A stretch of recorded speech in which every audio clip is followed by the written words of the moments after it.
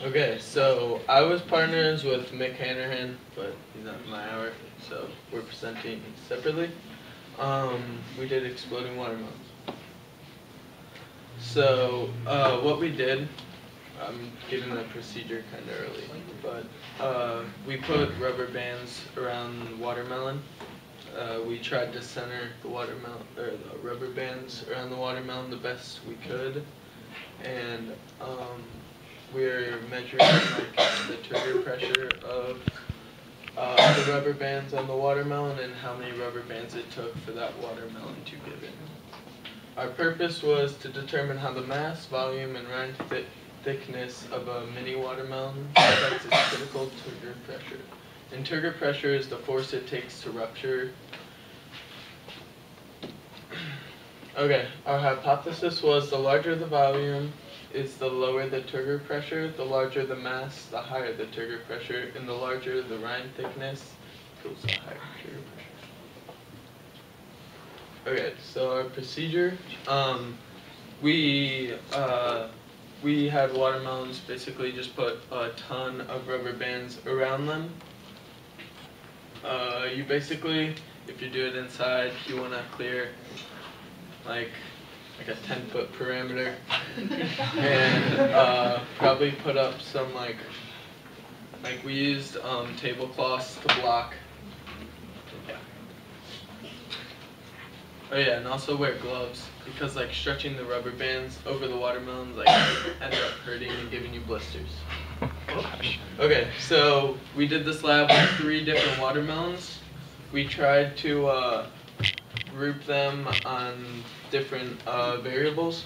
We got one with a very large mass, one with a little mass, and then a medium one. And we did that for all 3 different categories.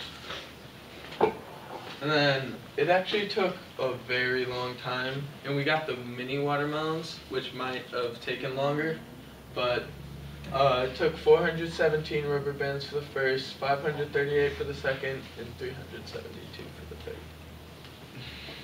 And this is the force exerted by one of the rubber bands.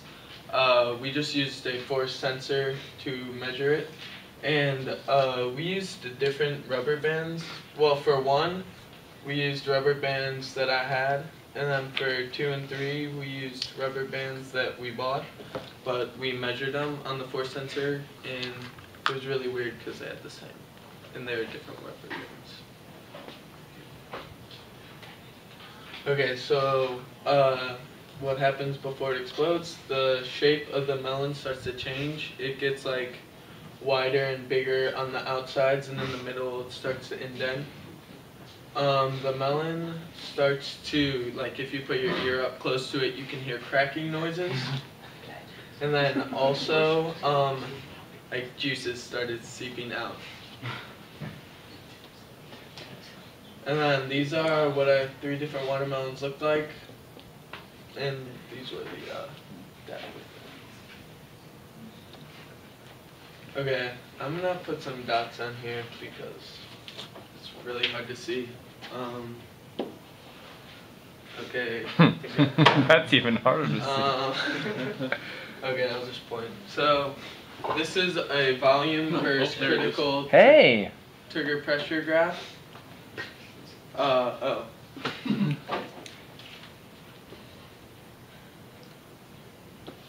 And then, yeah, so this is just the volume of the 3 watermelons versus the trigger pressure it took.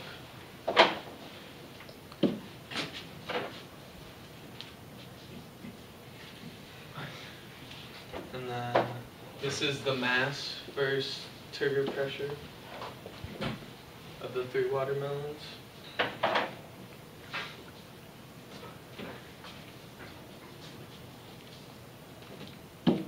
And then this is the rind thickness. Everyone, just to clarify, does everyone know what a rind is on a watermelon? Okay. No? Okay, so there's the inside of a watermelon, which is like the pink stuff. And then there's the melon color. That was bad. Okay. Like the light green color around it. It's It's the hard stuff, basically. And then, again, this is the rind thickness versus critical turgor pressure. Okay, so our observations, there were no relationship between the volume and critical turgor pressure. As the mass increased, the turgor pressure decreased. As the rind thickness increased, critical turgor pressure decreased.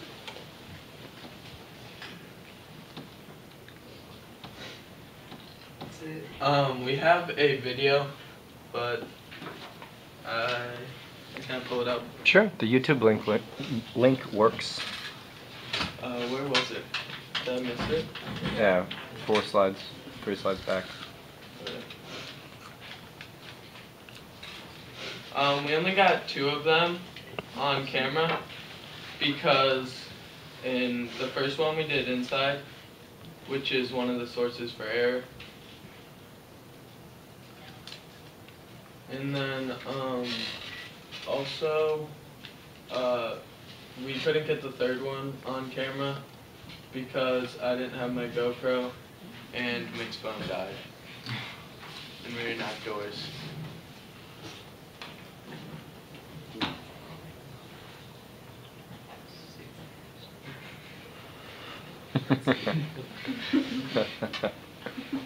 It's like a volcano.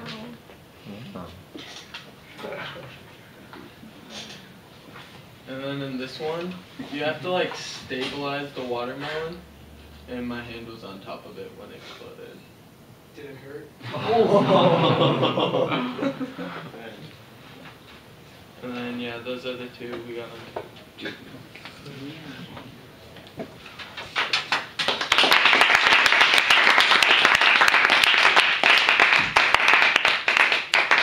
Are there any questions for Trey?